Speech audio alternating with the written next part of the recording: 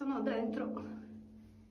Allora, questo è il pezzo d'ingresso, qua sembrano esserci due coppelle, l'aria è proprio pesantissima, qua ci sono delle incisioni sul primo vano,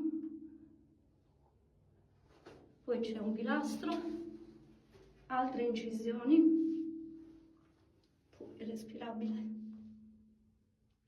Secondo vano, aperto in realtà, invece qua è chiuso, cioè guardate qua si vedono i segni della porta, guarda che meraviglia, anche qua e anche qua sul pilastro,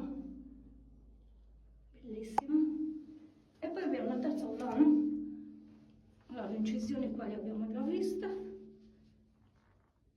pilastro l'abbiamo visto, e qua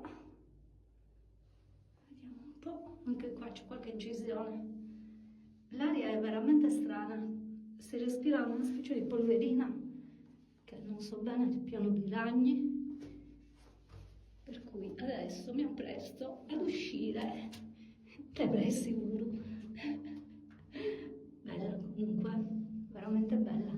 E questa è adesso la striscia per uscire. Vediamo. Eccomi qua. Uff, che roba.